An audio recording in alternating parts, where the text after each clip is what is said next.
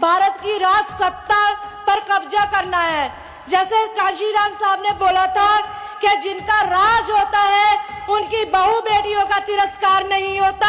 हमें हुक्मरान बनना है, हमें मांगने वाले नहीं, हमें देने वाले बनना है। सो साथियों, आप सबसे आग्रह है कि अपनी कीमती वोट बहन कुमारी मायावती जो कि बसपा सुप्रीमो है को डालकर इस देश के प्रधानमंत्री बनाए, ताकि जो हमारा सामाजिक, आर्थिक और राजनीतिक कल्याण हो सके। वो पंजाब में जालंधर की रहने वाली है, लेकिन पिछले 4 वर्ष से लंदन में प्रवास किए हुए हैं। धम्मभूमि के निवेदन पर वो आज हमारे बीच में चल कर आई है। तो मैं बिना देर किए हुए बहन प्रिया अम्बेडकर से अनुरोध करूंगा, फिर धंधे जी की धमदेशना होगी। एक बार जोरदार ताली बजाकर स्वागत करें बहन प्रिया अम्बेडकर का। बहन प्रिया अम्बेडकर आए। देखिए, हम समाज की बहन बेटियों का आकलन नहीं कर पाते कि उनमें कितनी प्रतिभा होती है। वो पर्वतारोही है, जो बहुत मुश्किल कार्य है, माउंटेनियर जिनको कहते हैं, और बड़ी साहसी है। आज हमारे अनुरोध पर वो दोबारा यहाँ आई है। हम चाहेंगे कि वो युवाओं का प्रोत्साहित करें, उनका उत्साहवर्धन करें। एक बार जोरदार ताली बजाएं बहन प्रिया अम्बेडकर के लिए। क्रांतिकारी जय भीम, नमो बुद्धाय सभी सम्मानित साथियों को। साथियों, मुझे लंदन से इधर आकर बहुत ज्यादा खुशी हुई। मैं आदरणीय बौद्ध भिक्खु भंते जी, करुणाशील राहुल जी का धन्यवाद करती हूँ, और स्टेज पर सभी सम्मानित बौद्ध संघ का भी धन्यवाद करती हूँ। साथियों, मैं आपको बताना चाहती हूँ कि डॉक्टर अंबेडकर साहब ने बहुत सी शिक्षाएं दी है, लेकिन मैं यहाँ पर सिर्फ दो बातें करना चाहती हूँ कि डॉक्टर अंबेडकर साहब ने सबसे पहले हमें पढ़ने लिखने का अधिकार दिया था, हमें पढ़ने लिखने का आग्रह किया था। सो मैं आप सबको बेनती करती हूँ कि बौद्ध भिक्खु डॉक्टर करुणाशील राहुल जी की जितनी भी किताबें हैं, आप सब उनको पढ़ो, क्योंकि जब मैंने उनकी किताबों को पढ़ना शुरू किया था तो मैं भी फिर प्रचार करने लग गई थी।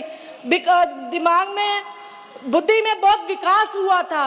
सो आप सब उनकी किताबों को पढ़ो, और मैं इस बार भी इनकी सभी किताबें लेकर लंदन में दोबारा जाऊंगी और दोबारा पढ़ूंगी। और साथियों, दूसरी बात बाबा साहब ने कही थी कि हमें भारत की राज सत्ता पर कब्जा करना है। जैसे कांशीराम साहब ने बोला था कि जिनका राज होता है उनकी बहू बेटियों का तिरस्कार नहीं होता। हमें हुक्मरान बनना है, हमें मांगने वाले नहीं, हमें देने वाले बनना है।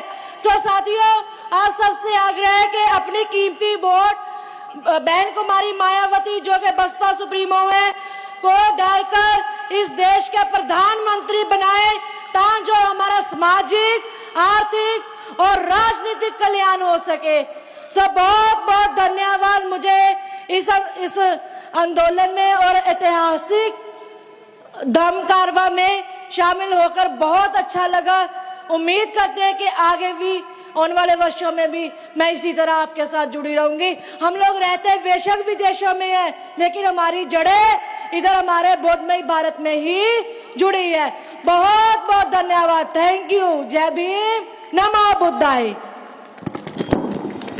एक बार जोर लिखा गया, धातु पर लिखा गया बुद्ध और उनका धम्म। बाबा साहब डॉक्टर अम्बेडकर जिसको कागज पर नहीं लिख सके, धन का अभाव था, समाज गरीब और कमजोर था, बाबा साहब इस धम्म ग्रंथ को लिखना चाहते थे, लेकिन बाबा साहब की इच्छा बाबा साहब के साथ दफन हो गई। काश 14 अक्टूबर सन 1956 को जब दीक्षा लोग ले रहे थे, उस वक्त अगर धम्म ग्रंथ हाथ में होता तो इस देश में वट वृक्ष बन जाता। आज भंते जी ने इस बात को समझा। पहले ही धम्म कारवां ने भारत को धातु पर वो धम्म ग्रंथ दिया जो कागज पर नहीं लिखा जा सका। एक बार जोरदार ताली बजा।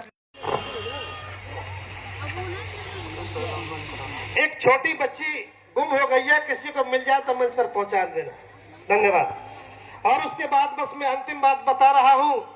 धम्म कारवां ने, हर एक धम्म कारवां ने इतिहास रचा है, इतिहास गढ़ रहा है धम्म कारवां।